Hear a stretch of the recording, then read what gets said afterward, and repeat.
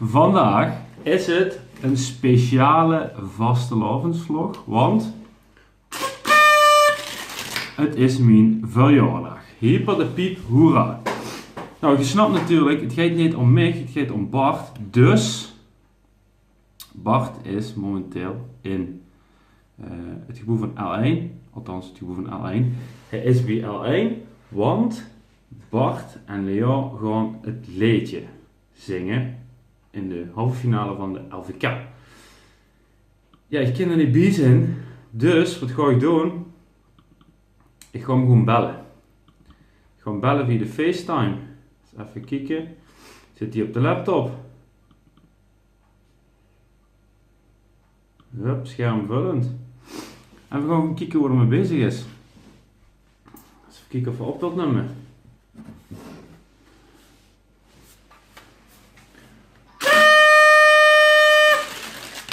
Kijk, hier is er. Hey! Ik zal even het volumegeteller zetten. Wat ben je aan het doen?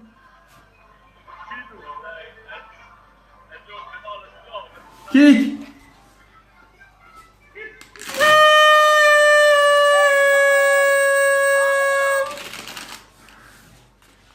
Kijk, als je kind zijn. Bart, leg even voet wat ze aan het doen bent.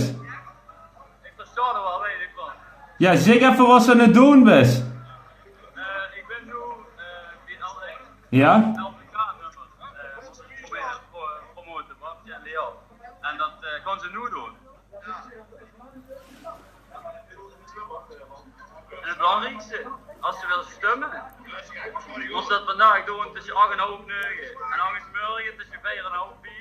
En dan moest ze LVK spatie 24 spatie en dan nog 2 wat ze wil, nog 4, 4, 2, 2. Ja, perfect.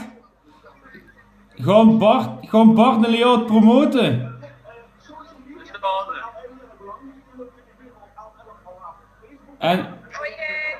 En ze gaan nu beginnen, of wat gaan ze doen?